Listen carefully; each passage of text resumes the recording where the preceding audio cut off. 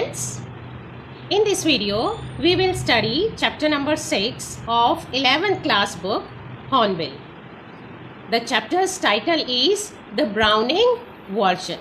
It is a play and we will do it in two parts, and this is part number 1. This play is written by Terence Rattigan. तो Terence Rattigan के बारे में थोड़ा study कर लेते हैं. Sir Terence Rattigan was born on 10th of June in 1911 and he died on 30th November 1977. He was a British dramatist. वो Britain के थे. He was one of England's most popular mid-20th century dramatists. वो England के 20th century के जो dramatist हैं उनमें most popular जो थे उनमें से एक थे. His plays are typically set in upper middle class background. कि उनके जो प्लेस हैं मोस्टली उनमें अपर मिडिल क्लास फैमिलीज़ का बैकग्राउंड दिखाया जाता है, उनकी स्टोरीज़ जो हैं दिखाई जाती हैं. ही रोट, ये जो आगे बताया हुआ है कि ये इनके फेमस प्लेस हैं. Winslow boy, the Browning version, the deep blue sea, separate tables among many others. बहुत सारे प्लेस इन्होंने लिखे हैं और ये इनके फेमस प्लेस में से एक हैं. अब इंट्रोडक्शन जो है थोड़ा सा प्ले के बारे में कर लेते हैं. The Browning version is the play that cemented Terence Rattigan's reputation as a serious mature play right. Browning version की वजह से क्या हुआ, टेरेंस रेटिगन जो थे उनकी रेपुटेशन हो गई थी कि वो एक सीरियस और मैच्योर प्ले राइट है. मीन्स उनकी रेपुटेशन को बना दिया था इस प्ले ने. It is viewed as one of his best work माना जाता है ये उनका. And one of the best one act plays ever written. और जो भी वन एक्ट प्लेज लिखे गए हैं उनमें से इस प्ले को बेस्ट माना जाता है. It was first perform at Phoenix theatre in London England on September 8, 1948. ये 1948 में स्टेज किया गया था पहली बार. It was coupled with another one act by Rattigan. इसके साथ एक और प्ले भी वन एक्ट किया गया था 1948 में, entitled Harlequinade under the umbrella name Playbill. कि इस नाम से इसको दिखाया गया था. This show ran for 245 performances. और इस प्ले की 245 जो परफॉर्मेंसेस थी वो की गई थी. इतनी बार इस प्ले को दिखाया गया था. The Rattigan received the Alan Terry award for the Browning version. और इस प्ले के लिए उन्हें ये अवार्ड भी मिला था. The first was one 2 years earlier for Winslow boy. और इससे पहले वो विंस्लो बॉय के लिए भी यही अवार्ड जीत चुके थे. The Browning version made its New York debut with Harlequinade on October 12, 1949. फिर इसी प्ले को हार्लेक्विनेट के साथ दोनों के साथ को साथ ही दिखाया गया था. 1949 में न्यूयॉर्क में अमेरिका में भी दिखाया गया था, but only rain for 62 performances. लेकिन इसकी जो थी केवल वहाँ पर 62 परफॉर्मेंसेस ही चली. While praise from British audiences and critics was nearly universal when the play was performed in England. American critics were generally not as kind as Broadway version, perhaps due to the subject matter. ये कह रहे हैं कि America में इसके इतने अच्छे show नहीं चले थे जितना कि ब्रिटेन में ये पॉपुलर हुआ था. और उसका रीज़न एक ये हो सकता है कि ये जो प्ले है इसका जो सब्जेक्ट मैटर है वो शायद अमेरिकन ऑडियंस को पसंद नहीं आया था. और इसका सब्जेक्ट मैटर क्या है, इसमें कहीं ना कहीं एक ऐसे टीचर को दिखाया गया है, ऐसा टीचर अच्छा दिखाया गया है कि जो रूल्स को फॉलो करता है. शायद वहाँ की जो ऑडियंस है वो ज़्यादा लिबरल है और ज़्यादा लिबरल थॉट रखती है उनके अकॉर्डिंग कि रूल्स और जो फ्रैंकनेस है उसका दोनों का मिक्सचर होना चाहिए एक टीचर के अंदर. So let us now start reading the play. This is an excerpt from the Browning version. ये जो प्ले है ये ब्राउनिंग वर्जन का एक्सरप्ट है. एक्सरप्ट नहीं, पूरा नहीं लिया गया है, उसका कुछ हिस्सा जो है वो लिया गया है. इम्पोर्टेंट जो डायलॉग्स हैं वो इसमें लिए गए हैं. अब इस पे स्टार लगा हुआ है तो देख लेते हैं बेटे कि एक्चुअली ब्राउनिंग वर्जन क्या है. ब्राउनिंग वर्जन इसका नाम क्यों पड़ा है. ब्राउनिंग वर्जन इसका नाम इसलिए पड़ा है इस प्ले का नाम because here in this play there is the reference within the play of Robert Browning's. इस प्ले के अंदर रॉबर्ट ब्राउनिंग की जो बुक है उसका रेफरेंस मिलता है. रॉबर्ट ब्राउनिंग की ट्रांसलेशन है मतलब प्ले के अंदर जो टेप्लो है वो अपने पास एक बुक रखता है और उस ट्रांसलेशन का बार बार जिक्र होता है। और वो क्या है, रॉबर्ट ब्राउनिंग ने ग्रीक ट्रेजेडी, ग्रीक भाषा में लिखी गई एक ट्रेजेडी थी, ट्रेजिक प्ले था एगमेम्नन, उसको ट्रांसलेट किया था और उस ट्रांसलेशन का बार बार इस प्ले में जिक्र आता है, इसलिए प्ले का नाम क्या रख दिया है, द ब्राउनिंग वर्जन। हालांकि ना ब्राउनिंग का इस प्ले से कोई लेना देना है और ना ही ब्राउनिंग कोई इसमें कैरेक्टर है। तो आप सोचोगे कि प्ले का नाम ब्राउनिंग वर्जन क्यों है, सिर्फ इसलिए रखा गया है क्योंकि इस प्ले के अंदर रॉबर्ट ब्राउनिंग की जो ट्रांसलेशन है ग्रीक ट्रेजेडी की उसका रेफरेंस मिलता है, इस वजह से प्ले का नाम क्या रख दिया है, द ब्राउनिंग वर्जन। और है क्या प्ले के अंदर, है क्या, the scene is set in a school. जो सीन है वो एक स्कूल का सीन है। Frank is young and Crocker Harris middle age. इसमें दो टीचर्स हैं, टोटली वैसे तीन ही कैरेक्टर्स हैं इसमें। फ्रैंक जो है वो यंग है, यंग टीचर हैं, और क्रॉकर हैरिस थोड़ी मिडल एज हैं, 40-50 के आसपास के टीचर हैं। बोथ आर मास्टर्स, दोनों मास्टर्स हैं। Taplow is a boy of 16 who has come in to do extra work for Crocker Harris। और टेप्लो एक 16 साल का लड़का है जो एक्स्ट्रा वर्क के लिए आया हुआ है क्रॉकर हैरिस के पास। But the latter, latter means बाद वाला, यानी कि ये जो पिछला सेंटेंस है इसमें टेप्लो और क्रॉकर हैरिस दो कैरेक्टर हैं, तो इसमें जो क्रॉकर हैरिस है वो जो है हैज़ नॉट येट अराइव्ड, वो बाद वाला जो नाम है, इस नाम का जो आदमी है वो अभी आए नहीं है। एंड फ्रैंक फाइंड्स टेप्लो वेटिंग, और फ्रैंक को टेप्लो इंतज़ार करता हुआ मिलता है। फ्रैंक जो है, जो दूसरे टीचर हैं वो मिलते हैं और दोनों के बीच में फिर आपस में कन्वर्सेशन होती है, और उस कन्वर्सेशन को इसके अंदर, इस प्ले के अंदर दिखाया गया। और उसी कन्वर्सेशन से हमें क्रॉकर हैरिस के कैरेक्टर का पता लगता है। हालांकि क्रॉकर हैरिस जो है प्ले में एक बार भी कोई भी डायलॉग नहीं बोलते, वो नहीं आते हैं, लेकिन उनका यहाँ पर बार बार जिक्र होता है, तो उससे हमें कैरेक्टर का पता लगेगा। तो बेसिकली इसमें क्या है, दो अलग अलग तरह के टीचर्स हैं और दो अलग अलग तरह की वो विचारधारा को फॉलो करते हैं, दोनों के अपने पॉइंट ऑफ व्यू है टीचिंग से रिलेटेड। तो शायद इसी वजह से अमेरिकन ऑडियंस को पसंद नहीं आया था, क्योंकि शायद फ्रैंक को इसको उस लाइट में नहीं दिखाया गया जो अमेरिकन लोग पसंद करते हैं। मीन्स फ्रैंक जो है एक ओपन टीचर है, ओपन माइंडेड टीचर है, तो उसको यहाँ पर थोड़ा सा ब्लैक वे में प्रेजेंट किया गया, डार्क वे में प्रेजेंट किया गया है। इस वजह से शायद वहाँ की ऑडियंस को ये पसंद नहीं आया था। हालांकि the play is open for many interpretations. आप भी ये सोच सकते हो कि फ्रैंक भी अपनी जगह ठीक हो सकता है, लेकिन कहीं ना कहीं उनकी कन्वर्सेशन से हमें ये पता लगेगा कि क्रॉकर हैरिस जो है वो एक बेटर टीचर है। So let us start reading the chapter in which Frank and Tableau are talking to each other, because Frank जो है उसको टेप्लो इंतज़ार करता हुआ मिलता है और क्रॉकर हैरिस जो है वो वहाँ पर नहीं। Frank, do I know you? Frank कहता है क्या मैं तुम्हें जानता हूँ? जब टेप्लो को देखता है वो पूछता है कि क्या मैं जानता हूँ, मीन्स क्या तुम मेरे स्टूडेंट हो? टेप्लो कहता है नो सर। फ्रैंक पूछता है व्हाट इज़ योर नेम? फिर तुम्हारा नाम क्या है? टेप्लो अपना नाम बताता है, टेप्लो।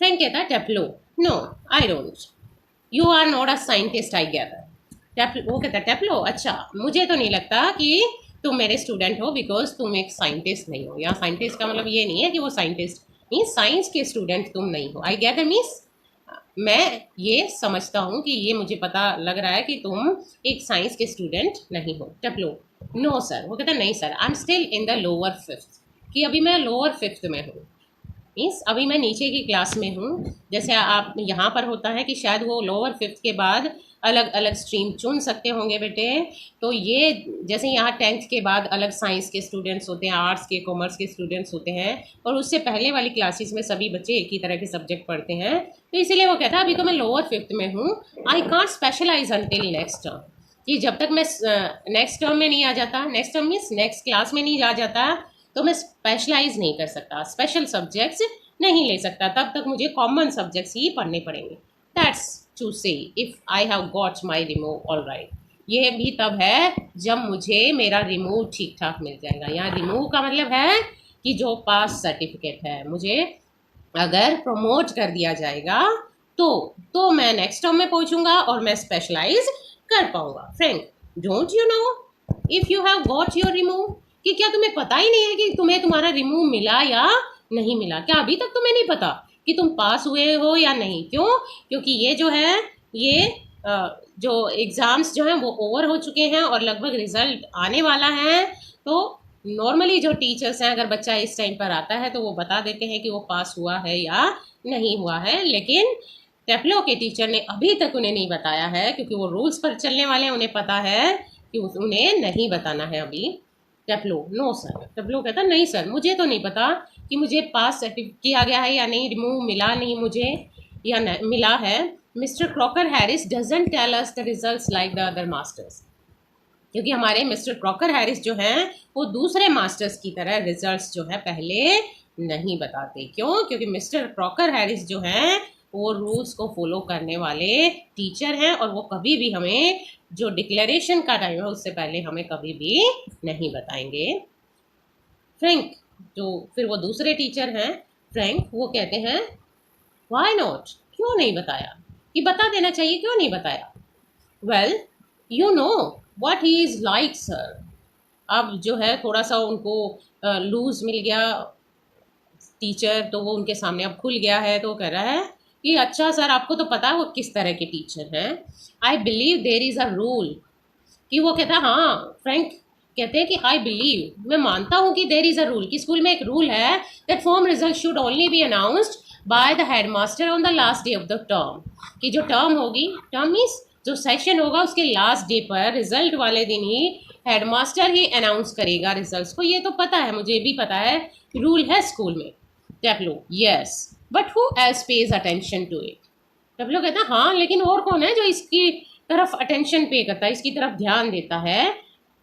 Then Mr Crocker Harris, except Mr Crocker Harris. Mr Crocker Harris के बजाय कोई भी इस चीज़ पर ध्यान नहीं देता है कि जो रूल क्या है, बल्कि अगर उन्हें उनके पास बच्चा आता है तो वो नॉर्मली बता देते हैं। Frank, I don't, I admit. Frank कहते हैं फिर कि मैं ये मानता हूँ कि मैं तो परवाह नहीं करता, मैं तो बच्चों को बता देता हूँ, बट दैट्स नो क्राइटेरियन, लेकिन ये कोई क्राइटेरिया है ही नहीं, ऐसा कोई क्राइटेरिया होना ही नहीं चाहिए। So you have got to wait until tomorrow, कि ये तो रूल होना ही नहीं चाहिए कि तुम्हें वेट करना पड़े अगले दिन तक टू नो योर फेट, अपनी किस्मत को जानने के लिए। हैव यू, क्या तुम्हें नहीं करना पड़ रहा है? अब यहाँ पे ये इस तरीके से इस प्ले में शो किया गया है कि जो फ्रैंक है वो दूसरे टीचर के स्टूडेंट को जो है वो एक तरह से एनकरेज कर रहा है कि वो अपने टीचर के अगेंस्ट जो है किसी तरह की बात करे। टेफ्लो, यस सर। टेफ्लो कहता हाँ सर, कि मुझे जो है मुझे नहीं लगता कि ऐसा कोई रूल होना चाहिए। Frank, supposing the answer is favourable, what then? फिर फ्रैंक आगे पूछता है कि मान लो चलो फेवरेबल आंसर हो, फेवरेबल आंसर का मतलब तुम्हें तुम्हारा रिमूव मिल जाए, तुम पास हो जाओगे, व्हाट देन? तो क्या मीन्स, तो कौन सा सब्जेक्ट लोगे, किस सब्जेक्ट में तुम स्पेशलाइज करना चाहोगे? तो टेफ्लो को लगा, टेफ्लो के सामने जो है फ्रैंक बैठ हैं, तो उसे लगा कि उन्हीं को खुश करना चाहिए, तो वो कहता oh science sir, of course. वो कहता हाँ science sir, of course science ही लूँगा मैं। फ्रैंक सैडली, अब देखिए वो तो खुश होके कह रहा है, उसे लग रहा है टीचर खुश हो जाएगा, लेकिन फ्रैंक को लग रहा, फ्रैंक जो है उसकी बोलती बंद कर देता, वो सैडली दुखी होकर कहता यस। वो कहता हाँ, we get all the slackers, कि हमें सारे जो है स्लैकर्स ही मिलने वाले हैं। स्लैकर्स मीन्स हमें तुम जैसे निकम्मे ही स्टूडेंट्स मिलने वाले हैं, क्या ऐसा है? अब देखिए वो तो उनको खुश करने के लिए कह रहा था, क्या पता वो साइंस लेने वाला था या नहीं, लेकिन टीचर को देखिए वो उसकी क्लास का स्टूडेंट बना भी नहीं है और उससे पहले ही उनको स्लैकर्स बोल रहा है। तो टेफ्लो कहता प्रोटेस्टिंगली, तो टेफ्लो प्रोटेस्टिंगली कहता है कि जब उसको इस तरीके से स्लैकर कहा जाता है तो वो विरोध करता है कि नहीं ऐसा नहीं है, I am extremely interested in science sir, कि मैं कामचोरी के लिए नहीं आ रहा हूँ, मैं सच में ही बहुत ही ज़्यादा एक्सट्रीमली इंटरेस्टेड हूँ साइंस में। Frank, are you? वो कहता है अच्छा तुम हो, रियली? आई एम नॉट, कि मैं तो नहीं हूँ, not at least in the science I have to teach, कि कम से कम उस साइंस में तो मेरा कोई इंटरेस्ट नहीं है जो मुझे पढ़ानी पड़ती है। अब इसको लेकर भी ये है कि एक टीचर खुद कह रहा है स्टूडेंट के आगे कि मुझे उस सब्जेक्ट में कोई इंटरेस्ट नहीं है जो मैं पढ़ाता हूँ, तो ये चीज़ भी जो है फ्रैंक के अगेंस्ट है कि उसको एज अ टीचर जो है अपने सब्जेक्ट में इंटरेस्ट होना चाहिए। तो इस तरीके से देखा जाए तो आपको आप सारे ही प्ले के अंदर देखेंगे कि फ्रैंक और टेप्लो की ही कन्वर्सेशन है, जबकि हमें जो कैरेक्टर पता लग रहा है दोनों, हालांकि फ्रैंक जो है एक तरह से चुगली कर रहे हैं, टेप्लो के आगे चुगली करेंगे, लेकिन फिर भी हमें पता लग रहा है कि Crocker Harris is far better teacher than Frank. फिर कहता है, टेप्लो कहता है, जैसे वो कह रहा था ना कि मुझे तो जो है खुद ही सब्जेक्ट पसंद नहीं, तुम्हें पसंद हो गया, तुम ऐसे हो गए कि मैं हम जो जिस तरह का सब्जेक्ट पढ़ाते हैं, साइंस जैसी हमें स्कूल में पढ़ानी पड़ती है, उसमें मुझे तो इंटरेस्ट नहीं है। अब टेप्लो उसकी बात का जो है जवाब देता है, कहता है वेल एनीवे सर, वो कहता फिर भी चाहे कितना ही बकवास सब्जेक्ट हो, जैसा भी हो, it's good deal more exciting than this muck, कि ये तो बहुत ही ज़्यादा एक्साइटिंग है इस मक से। तो मक मीन्स ये जो बकवास, ये जो वेस्ट है, वेस्ट सब्जेक्ट है। अब ये किसको कह रहा है, इंडिकेटिंग हिज बुक, अपनी बुक की तरफ जो वो पढ़ने के लिए आया है, क्रॉकर हैरिस से पढ़ने के लिए आया है, उस बुक को वो मक कह रहा है, यूजलेस चीज़ कह रहा है कि इस बकवास से, इस बेकार की जो बुक है, इससे तो ज़्यादा इंटरेस्टिंग होगा आपका subject. Frank what is this मक, अब फ्रैंक को अच्छी तरह से पता है कि वो बुक कौन सी लेकर आया होगा। डेफिनेटली वो क्रॉकर हैरिस के पास आया है तो वो उसी के सब्जेक्ट की बुक लेकर आया होगा, लेकिन वो जानबूझकर उसके मुंह से वो उगलवाना चाहता है। तो वो कहता है कि ये बकवास क्या है। टेप्लो कहता है एस्चाइलस सर द एगमेम्नन, ये एस्चाइलस की बुक है सर, एस्चाइलस राइटर का नाम है, कि एगमेम्नन जो ग्रीक ट्रेजेडी है, एगमेम्नन जो अभी हमने स्टार्टिंग में इंट्रोडक्शन में भी पढ़ा था, जिसकी ट्रांसलेशन वाली बुक जो है वो टेप्लो लेकर आया हुआ है कि ये देखिए सर, ये एगमेम्नन है, एस्चाइलस की लिखी हुई। Frank and your considered view is that Agamemnon is muck, फिर कहता अच्छा तो तुम्हारा सोचा समझा विचार ये है कि एगमेम्नन जो ये बुक है ये बकवास है। मीन्स तो ये तुम सोच समझ के कह रहे हो। अब ये बच्चा है वो उसको बकवास भी कहना चाहता है, एक तरफ फ्रैंक को खुश भी करना चाहता है, दूसरी तरफ वो समझ नहीं पा रहा है कि फ्रैंक जो है वो क्रॉकर हैरिस की बुराई करना चाहता है या उनके साइड लेना चाहता है, उसे समझ नहीं आ रहा है, तो वो उसको घेर लेता है कि अच्छा तो तुम सोच समझ कर कह रहे हो ना ये बात। तो टेप्लो जो है वो थोड़ा सा डर भी जाता है इस चीज़ से, और थोड़ा सा वो खुलकर बताना भी चाहता है कि वो उसको ये बुक पसंद नहीं है। तो टेप्लो कहता वेल कि अच्छा नो सर, वो कहता नहीं सर बुक बकवास नहीं है, I don't think the play is मक, कि मुझे नहीं लगता प्ले जो है वो मक है, प्ले बकवास है एग्जैक्टली पूरी तरह से। आई सपोज मैं ये समझता हूँ इन अ वे, एक तरीके से देखा जाए तो it's rather a good plot, कि इसका जो प्लॉट है, प्लॉट मीन्स जो स्टोरी लाइन है वो काफ़ी अच्छी है, इसका प्लॉट, इस ट्रेजेडी का जो प्लॉट है वो काफ़ी अच्छा है, रियली वास्तव में ही अच्छा है। A wife murdering her husband, अब देखिए उसको क्या अच्छा लग रहा है, एक वाइफ अपने हस्बैंड का मर्डर कर रही है एंड ऑल दैट, और ये सारी जो चीज़ें हैं ये तो मुझे इंटरेस्टिंग लगती हैं, ये प्लॉट अच्छा लग रहा है। I only meant the way it is taught to us, देखिए वो बिल्कुल ओपन हो गया है फ्रैंक से, और बिल्कुल अपने टीचर की जो है वो बुराई कर रहा है, खुलकर बुराई कर रहा है, क्योंकि कहीं ना कहीं फ्रैंक ने उसको एनकरेज किया है।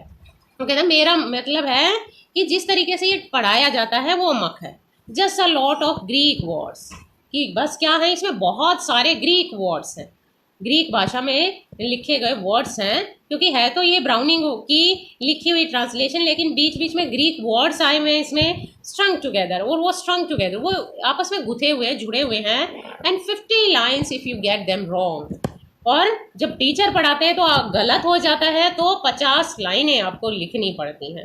ये चीज़ बकवास है। देखिए वो क्या बकवास रहा है, लेकिन हमें पता लग रहा है कितना डेडिकेटेड टीचर है, और वो उनकी गलतियों को सुधारने के लिए कितनी ज़्यादा कोशिशें करता है। तो फ्रैंक कहते हैं you sound a little bitter Taplow, अब उसको डराने के लिए साथ साथ में डरा भी रहा है, एनकरेज भी कर रहा। कहता टेप्लो तुम्हें नहीं लगता तुम अपने टीचर के प्रति कुछ ज़्यादा ही बिटर हो रहे हो, कड़वे हो रहे हो। टेप्लो आई एम रादर सर, वो कहता है मैं हूँ सर। फिर फ्रैंक जो है उनसे पूछते हैं कैप्ट इन हे, कि अच्छा तो तुम्हें कैप्टन, तुम्हें रखा गया है, तुम्हें यहाँ पर ज़बरदस्ती तुम्हें बुलाया गया है इसलिए कि एक्स्ट्रा काम करने के लिए, तुम्हारे एग्ज़ाम भी हो चुके हैं फिर भी एक्स्ट्रा काम करने के लिए, कि अच्छा टीचर ने तुम्हें बाद में रखा हुआ इसलिए। टेप्लो नो सर एक्स्ट्रा वर्क, वो कहता नहीं सर एक्स्ट्रा वर्क कराने के लिए मुझे यहाँ रखा उन्होंने। फ्रैंक कहता है एक्स्ट्रा वर्क, कौन सा extra work, on the last day of the school, कि स्कूल का लास्ट डे है, कल तुम्हारा रिजल्ट आने वाला है और उसके बावजूद भी तुम यहाँ पर एक्स्ट्रा वर्क कर रहे हो, ऐसा कौन सा एक्स्ट्रा वर्क है? Yes sir. वो कहता हाँ सर एक्स्ट्रा वर्क है, एक्स्ट्रा वर्क करने के लिए ही बुलाया है। And I might be playing golf, कि मैं तो गोल्फ खेल रहा होता। And you are think he would have enough to do anyway himself. और वो कह रहा आप सोचो अगर उनके पास खुद भी कितना काम होगा करने के लिए, कंसीडरिंग ये जानते हुए he is living tomorrow for good, कि वो हमेशा के लिए कल जाने वाले हैं स्कूल को छोड़कर। वो स्कूल को छोड़कर कल जा भी रहे हैं, तो अभी आप सोचो उनके पास कितना अपना खुद का पर्सनल काम भी करने के लिए होगा। बट वो नो, लेकिन नहीं, I missed a day last week, लेकिन नहीं वो ऐसा नहीं मानते। मैंने लास्ट वीक एक डे मिस कर दिया था क्लास का, व्हेन आई वाज इल, जब मैं बीमार था। So here I am and look at the weather sir, कि देखो यहाँ पर कि वेदर कैसा है, मौसम कैसा, कि देखो बाहर मौसम कैसा है। लेकिन वो मानने वाले नहीं है, मैंने तो वीक का एक दिन मिस कर दिया था और उसके बदले भी वो मुझे एक्स्ट्रा वर्क कराएंगे। तो यहाँ से भी देखो क्रॉकर हैरिस नहीं है, यहाँ से भी हमें पता लग रहा है वो कितने डेडिकेटेड टीचर हैं। वो स्कूल को छोड़कर जाने भी वाले हैं और फिर भी उन्हें स्कूल के बच्चे की परवाह है, उनका रिजल्ट भी आने वाला है, उसके बावजूद भी उसका जो छूटा हुआ काम है वो यहाँ करवाने के लिए तैयार है। फ्रैंक बैड लक, फ्रैंक कहता bad luck, still there is one comfort, कहता बुरी किस्मत है तुम्हारी, लेकिन एक कंफर्ट की बात है तुम्हारे लिए, एक आराम की बात ये है, you are pretty well certain to get your remove tomorrow, कि ये तो फिर पक्का हो जाएगा। अगर तुम एक्स्ट्रा वर्क करने आए हो तो तुम सर्टेन हो जाओ, पक्का हो जाए, तुम्हें यकीन हो जाना चाहिए कि तुम्हें तुम्हारा रिमूव कल मिल जाएगा। क्यों? For being a good boy, क्योंकि अब तुम अच्छे लड़के बन रहे हो in taking extra work, extra work करने में तुम एक अच्छे लड़के बन के दिखा रहे हो, तो ज़रूर वो तुम्हें पास कर देंगे और तुम्हें तुम्हारा रिमूव जो है मिल जाएगा। चपलो वेल, वो कहता है अच्छा sir, I am not so sure, कि आपको लगता है, मुझे तो नहीं लगता कि वो मुझे पास कर देंगे sir. That would be true of the ordinary masters, कि ये ऑर्डिनरी मास्टर्स के लिए तो हो सकता है। ऑर्डिनरी मीन्स जो आम मास्टर्स होते हैं, जो रूल्स को ना मानने वाले जो आम टीचर्स होते हैं, वो उनके लिए ये बात सच हो सकती है। All right, they just wouldn't dare not to give a chap a remove after he is taking extra work, कि हो सकता है वो डेयर ना करें, इतना साहस ना करें कि एक चैप, एक बॉय को, एक लड़के को रिमूव ना दें, पास का सर्टिफिकेट ना दें, जबकि वो एक्स्ट्रा वर्क कर चुका, उसके बावजूद भी ना दें, ऐसा देने का साहस ना करे, मीन्स उसको फेल करने का साहस उनमें ना हो, मीन्स वो पास ही कर दें। But those sort of rules don't apply to the Crock, लेकिन इस तरह के रूल्स जो हैं वो क्रॉक के ऊपर लागू नहीं होते। अब क्रॉक वैसे उनका नाम तो मिस्टर क्रॉकर हैरिस है, लेकिन वो फ्लो में, अब क्योंकि जो दूसरा टीचर है उसे उगलवा रहा है, एनकरेज कर रहा है, तो इसलिए वो क्या कह रहा है, क्रॉक कहने लग गया। देखिए इतना ओपन हो गया, फ्रैंक हो गया है कि वो उनको क्रॉक कह रहा है, लेकिन फिर उसे रियलाइज़ होता है कि नहीं, दूसरे टीचर के आगे मुझे अपने टीचर का पूरा नाम लेना चाहिए, तो वो कहते हैं मिस्टर क्रॉकर हैरिस, कि ये मिस्टर क्रॉकर हैरिस पर इस तरह के रूल लागू नहीं होते। आई आस्क्ड हिम यस्टरडे, कि मैंने उनसे यस्टरडे ही आउटराइट सीधा ही पूछा था, कि मैंने उनसे सीधा कल पूछ लिया था, if he had given me a remove, कि क्या उन्होंने मुझे मेरा रिमूव दे दिया, मुझे पास कर दिया। And do you know what he said sir, कि सर आपको पता है उन्होंने क्या कहा। फ्रैंक को इंटरेस्ट आ रहा है उसकी बातों में, तो वो निकलवाना चाहते हैं कि अच्छा नो व्हाट, कि अच्छा क्या कहा। टेप्लो, अब टेप्लो क्या करता है, उनकी नकल करके दिखाता। वो टीचर भी चाहता है कि बच्चा जो है उनकी नकल करे, और वो खुद जो है नकल करने के लिए तैयार होता है। किसकी नकल कर रहा है, किसको इमिटेट कर रहा है, अपने टीचर को वो इमिटेट कर रहा है। और कैसे, उनकी आवाज़ की नकल कर रहा है, इमिटेट करा a very gentle rather throaty voice, means एक जेंटल सी थ्रोटी मीन्स भारी, जो गले से आने वाली, और जेंटल मीन्स उदार सी विनम्र सी आवाज़ की वो नकल करता है, लेकिन जो भारी आवाज़ है, जैसे वो बच्चा है तो उसकी आवाज़ जो है इतनी भारी नहीं होगी, लेकिन अब वो काफ़ी भारी आवाज़ की नकल करता है। क्या कहता है कि सर ने उसको क्या जवाब दिया, उसके सर में माई डियर, देखिए इन्वर्टेड कॉमास में है, तो जो उसके सर ने उसे कहा माई डियर टेप्लो, कि मेरे प्यारे टेप्लो, आई हैव गिवन यू, मैंने तुम्हें दिया है एग्जैक्टली वॉट यू डिजर्व, कि बिल्कुल उतना ही जो तुम डिजर्व करते हो, no less and certainly no more, ना तो ज़्यादा ना तो कम और निस्संदेह ना ज़्यादा दिया है। Do you know sir? फिर यहाँ तक जो है वो उनकी नकल करता है। देखिए यहाँ इन्वर्टेड कॉमास जो हैं वो खत्म हो गए, उनकी इमिटेट कर रहा है। डू यू नो सर, फिर वो अपनी आवाज़ में कहता है कि क्या सर आपको पता है, I think he may have mark me down rather than up, कि एक्स्ट्रा वर्क करने के लिए मुझे आना पड़ा, एक दिन मुझे मिस करना पड़ा, तो हो सकता है उन्होंने अप की बजाय मुझे नीचे के ग्रेड दे दिए हों, मीन्स ज़्यादा के बजाय मुझे कम मार्क्स दे दिए हों फॉर टेकिंग एक्स्ट्रा वर्क करने के बदले। I mean sir the man's hardly human, कि मेरा मतलब है सर वो आदमी मुश्किल से ही ह्यूमन दिखता है, मीन्स मुझे उसमें मानवों जैसे कोई गुण नज़र नहीं आते।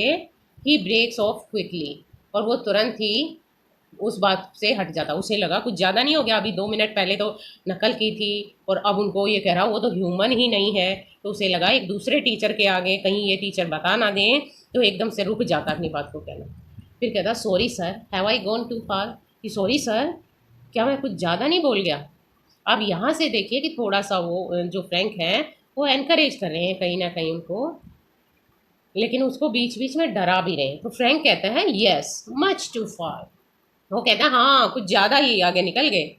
फिर टेप्लो कहता सॉरी सर, वो कहता सॉरी, फिर वो रुक जाता कि मुझे माफ़ करना सर, आई गोट कैरीड अवे, कि मैं कैरी अवे हो गया था। कैरी अवे का मतलब मैं भावनाओं में बह कुछ ज़्यादा ही बह गया था। फ्रैंक एविडेंटली, फ्रैंक कहता हाँ ये तो लग ही रहा है, ये तो स्पष्ट है कि तुम कुछ ज़्यादा ही बह गए थे। He picks up a newspaper and opens it, वो न्यूज़पेपर उठा लेता है और इसको खोलता है। तो ये यहाँ पे जो टीचर है ये क्रॉकर हैरिस के ही घर में बैठे हुए हैं, और मैं भी शायद क्रॉकर हैरिस जो है बाहर गए हुए हैं, और वो फ्रैंक को थोड़ी देर के लिए इसको अटेंड करने के लिए छोड़कर गए हैं। तो अरे टेप्लो, वो अखबार पढ़ता है लेकिन फिर कहता है अरे टेप्लो, टेप्लो कहता है yes sir, what was that Crocker Harris said to you, कि कौन सी बात थी जो क्रॉकर हैरिस ने तुम्हें कही थी, जरा बताना दोबारा से। अब देखो यहाँ पता लग रहा है बिल्कुल वो एग्जैक्टली उसको एनकरेज कर रहे हैं कि वो क्रॉकर हैरिस की फिर से नकल करें। जस्ट जस्ट रिपीट इट, कि जरा रिपीट करना इसे, वुड यू, क्या तुम करोगे। फिर टेप्लो को तो मज़ा आ गया, वो पहले ही वो करना चाहता था, तो फिर से इमिटेटिंग अगेन, फिर से अपने सर की नकल करता है, वैसी आवाज़ में, भारी छोटी आवाज़ में कहता है माई डियर चपलो, कि मेरे प्यारे Taplow, I have given you exactly what you deserve, no less and certainly no more. फिर अपने सर की नकल करता है। फ्रैंक लुकिंग सीवियर, अब फ्रैंक जो है उसकी तरफ सीवियर हो जाता है, थोड़ा सा हार्ड होकर देखता है। Not in the list like him, कि तुम तो कह रहे हो उनकी नकल कर रहे हो, बिल्कुल उनके जैसा नहीं है। Read your nice Aeschylus and be quiet, कि अपनी ये जो प्यारी सी स्टाइलस की किताब है इसको पढ़ो और चुप रहो। देखिए वो एंजॉय भी कर रहा है उसको, और फिर भी क्या कह रहा है कि चुपचाप अपनी किताब को पढ़ लो, उसको डरा भी रहा है। टेप्लो विद डिसलाइक स्टाइलस, की स्टाइलस पढ़नी पड़ेगी मुझे, तो इस तरीके से वो कहता है। अब बेटे जो फर्स्ट पार्ट है आपका इस प्ले का, द ब्राउनिंग वर्जन का, वो इतना ही है। बाकी जो सेकंड पार्ट है उसके अंदर हम इस प्ले को पूरा कंप्लीट करेंगे। So till then bye bye.